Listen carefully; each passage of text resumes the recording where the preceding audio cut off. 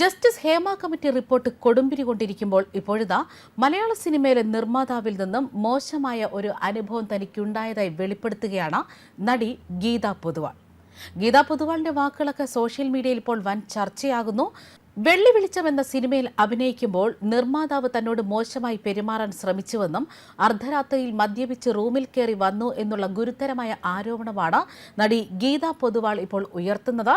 അത്തരത്തിലുള്ള അനുഭവങ്ങൾ കാരണം തനിക്ക് സിനിമയിലെ അഭിനയം നിർത്തേണ്ടി വന്നുവെന്നും താരം ഇവിടെ തുറന്നു പറയുകയാണ്. മാത്രമല്ല, കൂടെ അഭിനയിച്ച മറ്റൊരു നടിക്കും വളരെ മോശമായ അനുഭവം ഈ സിനിമയിൽ നിന്നും ഉണ്ടായി. അതും ഇതേ നിർമ്മാതാവിന്റെ ഭാഗത്ത് നിന്നെന്നാണ് ഗീത പൊതുവാൾ പറയുന്നത്. ഇത്തരം വിഷയങ്ങളിൽ എതിർപ്പ് പ്രകടിപ്പിച്ചതോടെ അവരെ ആ സിനിമയിൽ നിന്നും ഒഴിവാക്കിയെന്നും ഗീത പൊതുവാൾ കൂട്ടിച്ചേർക്കുകയാണ്.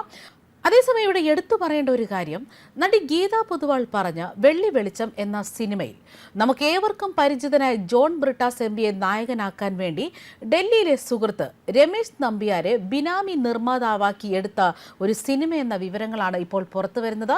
അതായത് ഇതിന്റെ ചിത്രീകരണം പൂർണ്ണമായും മസ്കറ്റിലായിരുന്നു. അതായത് സ്ത്രീലമ്പടനായ ഒരു കഥാപാത്രത്തെയാണ് ബ്രിട്ടാസ് ഇതിൽ അവതരിപ്പിച്ചത്. പ്രണയരംഗങ്ങളും മദ്യപാന രംഗങ്ങളും ഒക്കെയാണ് ഇതിൽ കൂടുതൽ. സമ്പന്ന പ്രവാസിയുടെ സുഖലോലുപ ജീവിതമാണ് ഇതിന്റെ പ്രമേയം. കവി കൈതപ്രത്തിന്റെ മകൻ മധു കൈതപ്രമായിരുന്നു സംവിധായകൻ. പ്രതിഫലത്തിനായി കൈരളിയിൽ കയറിയിറങ്ങി ഗതികെട്ട സംവിധായകൻ നെറികേട് സഹിക്കാനാകാതെ ഹൃദയം പൊട്ടി മരണപ്പെടുകയും ചെയ്തു. ഗൾഫിൽ കോടികൾ പൊടിച്ച ഈ പടത്തിന്റെ ലക്ഷ്യമെന്തെന്ന് ഇപ്പോഴും ആർക്കും അറിയില്ല.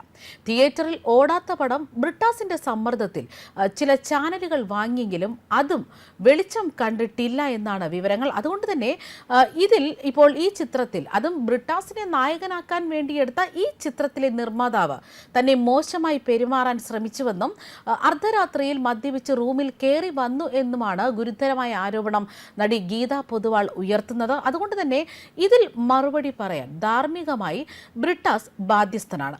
സിനിമയുമായി ബന്ധപ്പെട്ടും അല്ലെങ്കിൽ ഒരു മാധ്യമ പ്രവർത്തകൻ എന്ന നിലയിൽ, അതുമല്ലെങ്കിൽ ഒരു ജനപ്രതിനിധി എന്ന നിലയിൽ ബ്രിട്ടാസിന് ഇന്ന് ഒഴിഞ്ഞു മാറാൻ സാധിക്കില്ല.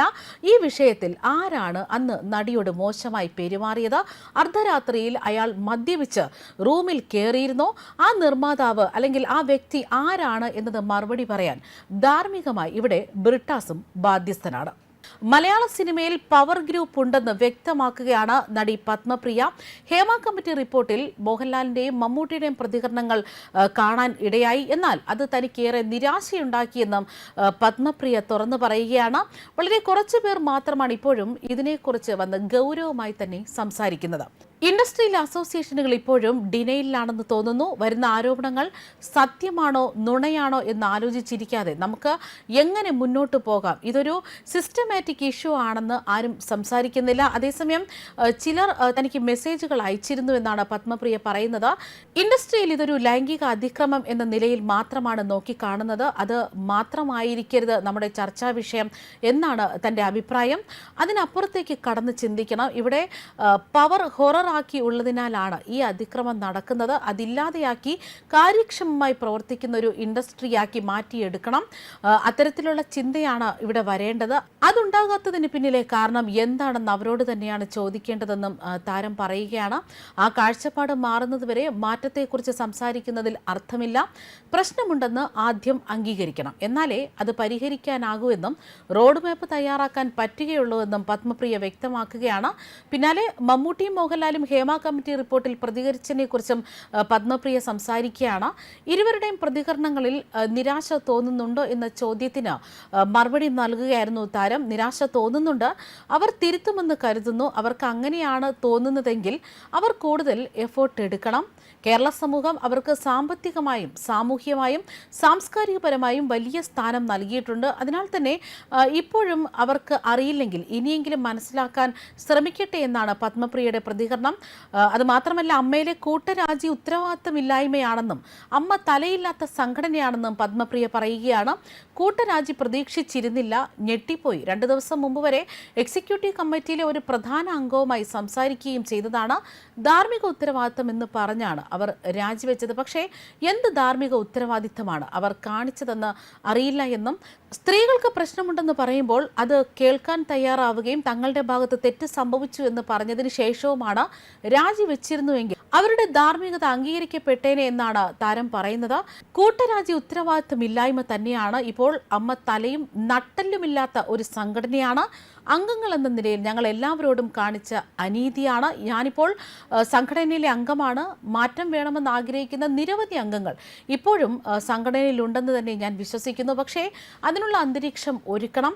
വെറും വാക്കുകൾ പറഞ്ഞോ അല്ലെങ്കിൽ രാജിവെച്ചോ പരിഹാരം കണ്ടെത്താനാകില്ല എന്നും പത്മപ്രിയ പറയുകയാണ്. മാറ്റം സംഭവിക്കുക തന്നെ ചെയ്യും. ആ പ്രതീക്ഷ ഇപ്പോഴും കൈവിട്ടിട്ടില്ല. ഹേമ കമ്മിറ്റി റിപ്പോർട്ട് പുറത്തു വന്നിട്ട് ആഴ്ചകൾ 3 കഴിഞ്ഞു. ഇതിനോടകം തന്നെ മാറ്റമുണ്ടായിട്ടുണ്ട്. ഇനിയും ഡിനയിൽ കൊണ്ടോ അല്ലെങ്കിൽ നിശബ്ദരായിരുന്നത് കൊണ്ടോ കാര്യമില്ല എന്നും ആളുകൾക്ക് മനസ്സിലായിട്ടുണ്ട്. സമയമെടുക്കും, പക്ഷേ മാറ്റം സംഭവിച്ചിരിക്കും. അത് അംഗീകരിച്ച് മുന്നോട്ട് പോകണമെന്നും WCC മാറ്റത്തിനുള്ള ശ്രമം തുടരുക തന്നെ ചെയ്യുമെന്നും താരം പറയുന്നു. ആരെല്ലാം നിഷേധിച്ചാലും സിനിമയിൽ പവർ ഗ്രൂപ്പ് ഉണ്ടെന്ന് തന്നെയാണ് പത്മപ്രിയ തുറന്നു പറയുന്നത്. പരാതി പറയാൻ മുന്നോട്ട് വരുന്നവർ അത് പറയാനുള്ള ധൈര്യം ഉണ്ടാകണം. കൂടാതെ തനിക്ക് മലയാള സിനിമയിൽ നിന്നുണ്ടായ ഒരു അനുഭവം പത്മപ്രിയ പങ്കുവച്ചു. തനിക്ക് 25-26 വയസ്സുള്ളപ്പോൾ ഇപ്പോഴത്തെ ഒരു ലീഡിംഗ് പ്രൊഡക്ഷൻ മാനേജർ തന്നോട് ചോദിച്ചു, ഇത്രയും വയസ്സായില്ലേ, പ്രായമായില്ലേ, ഇനി നിർത്തിക്കൂടെ എന്ന്. ഇതാണ് കാഴ്ചപ്പാടെന്നാണ് പത്മപ്രിയയുടെ വാക്കുകൾ. ന്യൂസ് ഡെസ്ക് കർമ്മ ന്യൂസ്.